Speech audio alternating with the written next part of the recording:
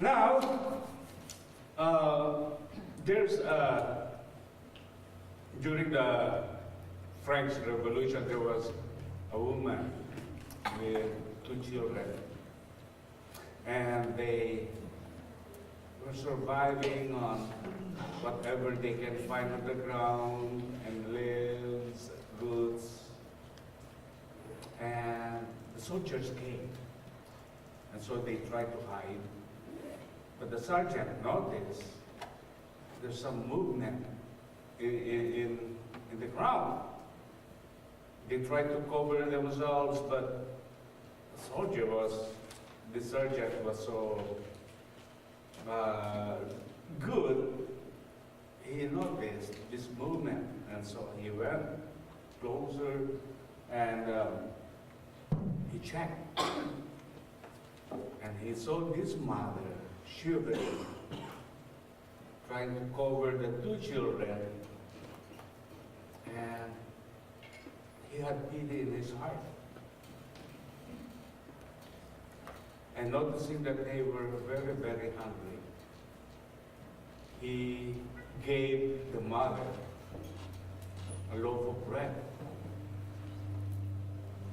And she broke the bread into, gave one half to one child and the other half to the other child. And the soldier said, "Sir, she just gave the bread to her two children. Do you think she's not hungry?" And the sergeant said, "No, it's not that. She's just a mother." Mothers are unique people. They do things that the fathers can do. First, no father can be pregnant.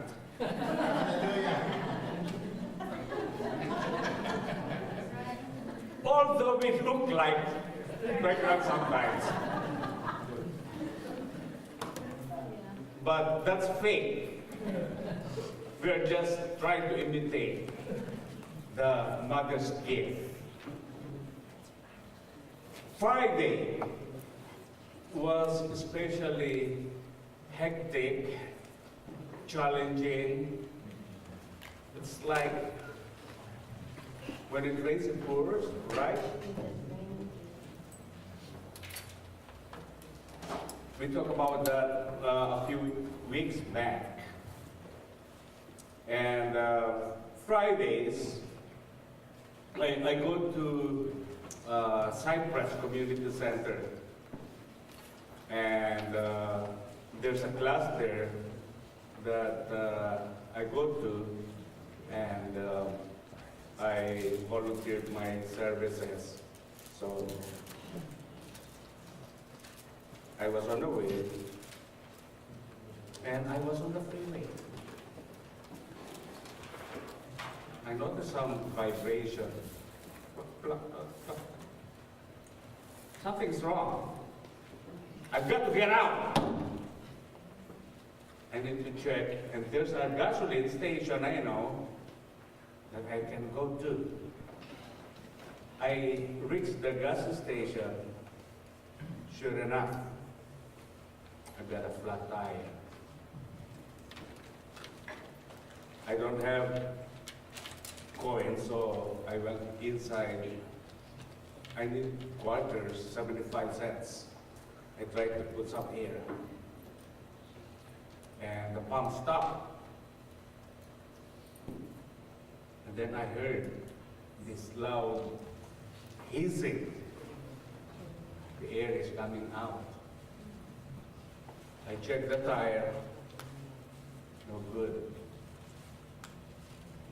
It's too big. So I had to change the tire. I called Sister Mel. And she said, "Let's change car so you can go." But I called the AAA, and they said 45 minutes, but luckily, the AAA guy came earlier. But I called Cypress, tell the students I'll be coming, but I might be a few minutes late. Tell them to wait. So the AAA guy came, he changed the tire. I was able to reach Cypress with 5 minutes to spare, but not that much because I still need to set up. And after this, Sister Mel said, you need to come home early, as soon as you can. We had a situation, Natasha is having a dextrose. Ivy. Sorry.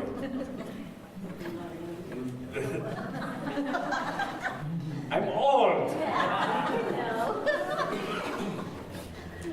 And when I learned about what happened, they were bringing groceries inside, left the door open. It used to be our cat Kuting that will go out and we will go after Kuting. But Kuting is gone. You know who replaced Kuting? Aiden! No, Nathan. Oh, Nathan!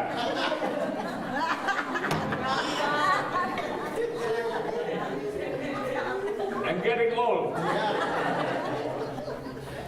Don't preach it. And he went to the road. And Natasha dropped everything, went after Nathan, and there were cars coming. After grabbing Nathan, she quickly turned and tripped on the sidewalk.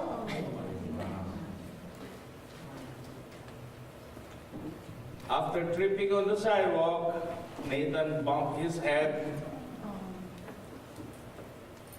but through the grace of God, they were saved. But Natasha collapsed in the kitchen. Too much adrenaline rush. Things that mothers will do for their children.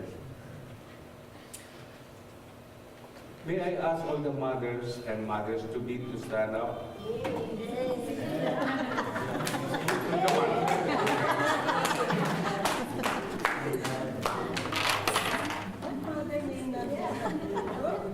Okay. Sister Alice is like my mother here. Yeah. Keep standing up. Patrick, keep standing up. Stand up. Liza, clear. The pregnant. So I would like to honor you today and your ministry. Even though you might not have a big congregation, but your family and your children, your child, is your church. And what you do, what you live, to model your Christian life, that's preaching to them. So I would like to thank you for the ministry that God has given you. Raising children is a big ministry. And don't consider it just a responsibility. God has called you into that special ministry of raising your children.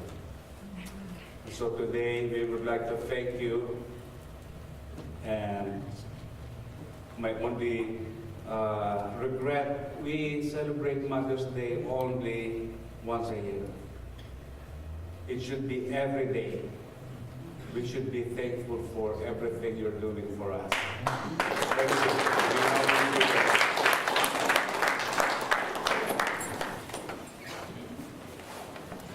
They said that mother's influence is so big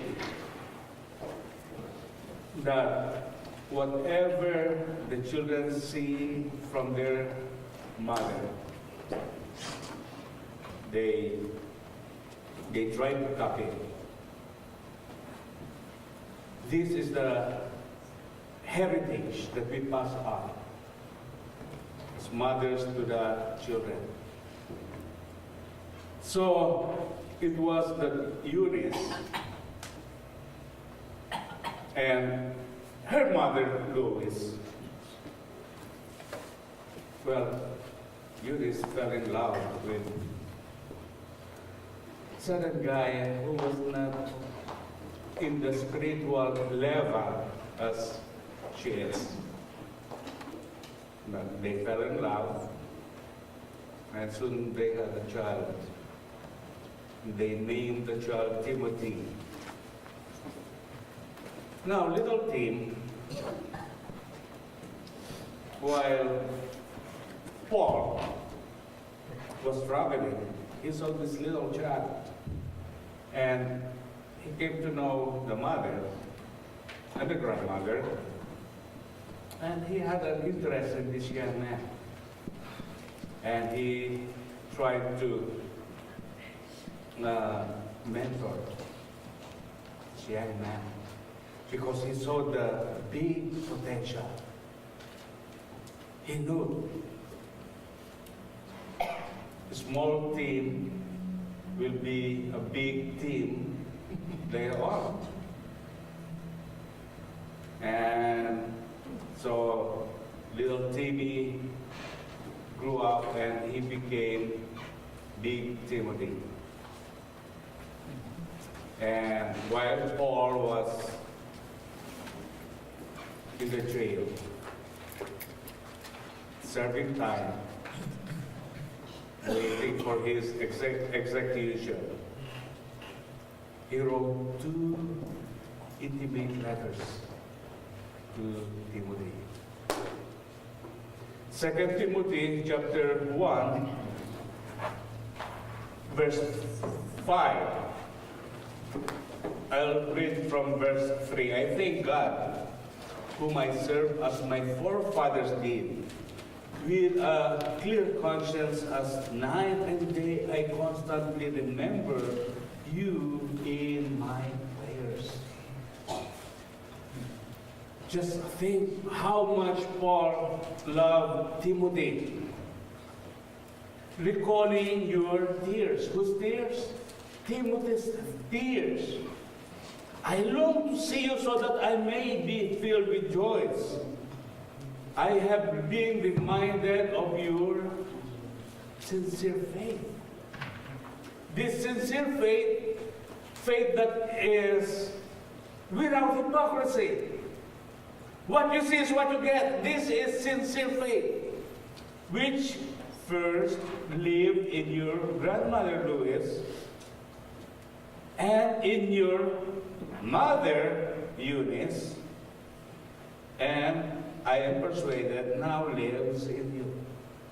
Mothers, your faith can be passed on to your children. Let me correct myself. Your faith will be passed on to your children. What you believe in will be passed on. Isn't it that daughters, they try to copy their mothers when they were a young child? Young children, they used to copy their mothers. But young sons, they try to copy their fathers. But if you're a young son and trying to copy your mother, talk to me later on. But Timothy learned faith through his mother Eunice and Grandmother Louise. It was said that Susanna Wesley, she had 17 children. And every day, for 1 hour, she prays for her children, 17 children. But what's amazing, each child for each week will have an hour with their mother. And Susanna will teach them about God and about her faith, about the Bible. No wonder, later on, 2 of her sons, John Wesley and Charles Wesley. Now, some of our teenagers here, young people, you might not know them because you don't know a hymnal. You only look at computer and you see all the songs there. But we old people, we used to have a book and there are songs in there. That's what we call a hymnal. Okay? So, if you will go to our place, in my house, I still have a few copies. It's getting extinct now. I'm trying to save it because a few years from now, all the hymnals will be gone and my copy will be very, very precious. So, Charles and John Wesley, they wrote several hymns. And the whole of England and most of the United States were touched by their ministry. Why? Because Susanna Wesley spent time with them, teaching them.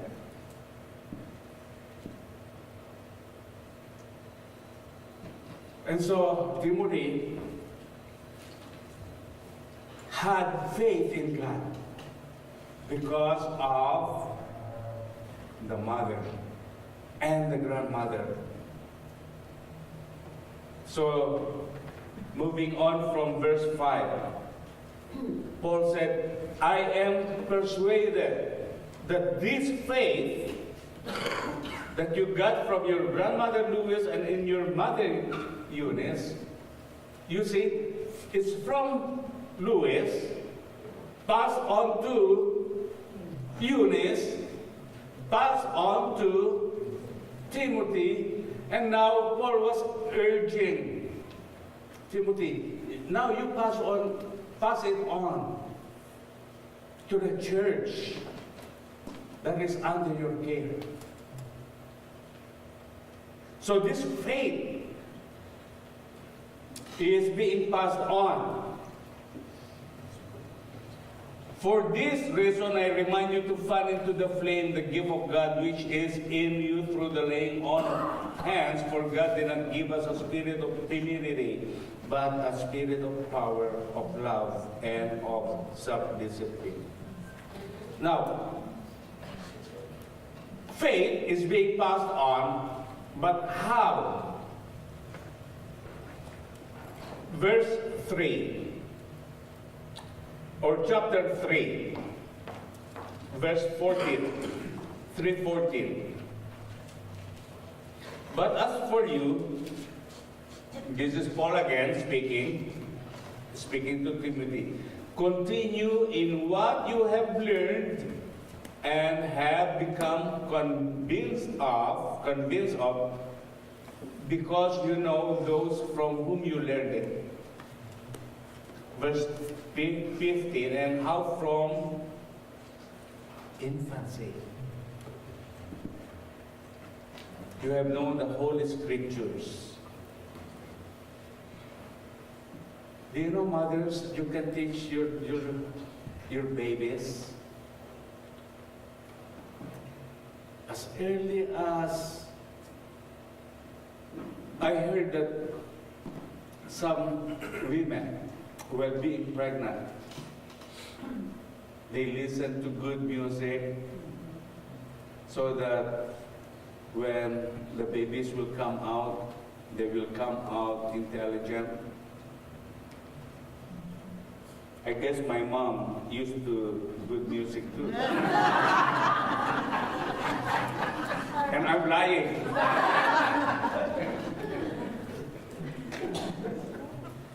But teaching can start while the baby is still in the womb.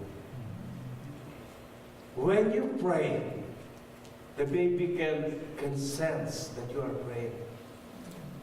And you are passing on to that baby is still in the womb. I'm sorry, I'm talking about the babies in the womb. I know in some groups, babies are not babies until they are delivered. It's a fetus that can be taken out and can be killed. They don't even say killing him.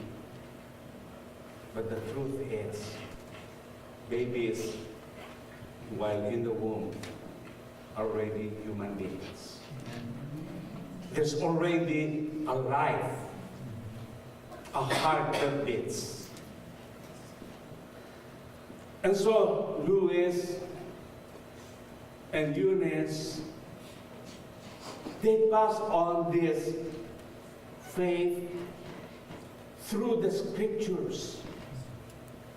There was no New Testament, but they go through the Old Testament. They will quiz young Tim.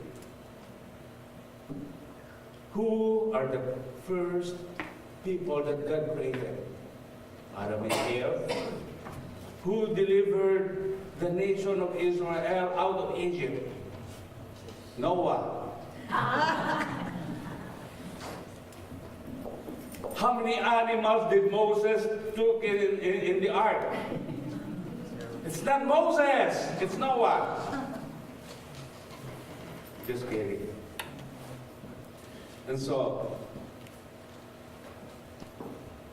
going back to Paul and Timothy, Eunice and Louis discipled Timothy. And so when Paul came, Timothy already had that seed in his heart,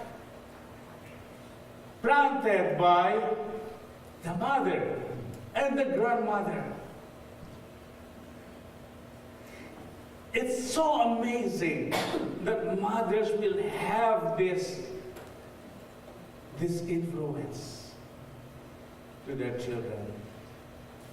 I know my wife, she still has this influence on her children. Because whenever they need something, Mom, can you buy me this? They don't ask me to buy them anything. Because they know I don't have anything. It's always the mom.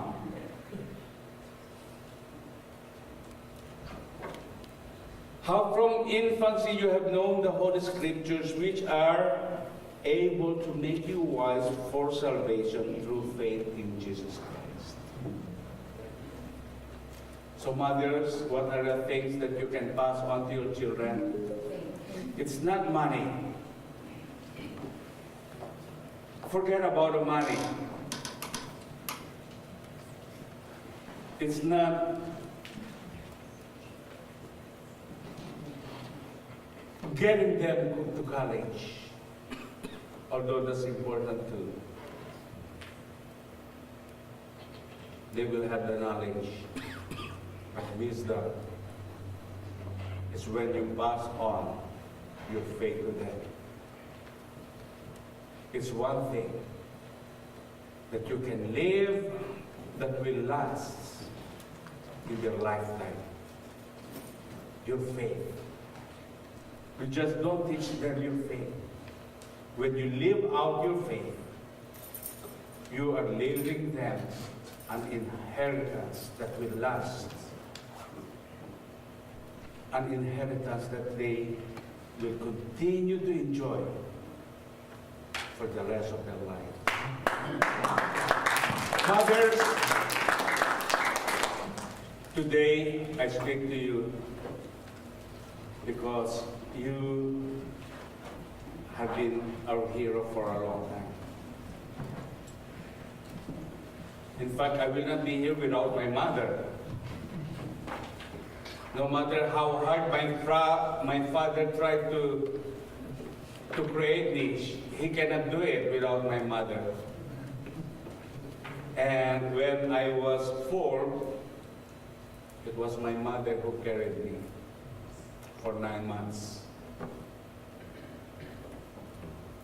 And so there's a great bond between children and mother that nobody, no person, not even the father,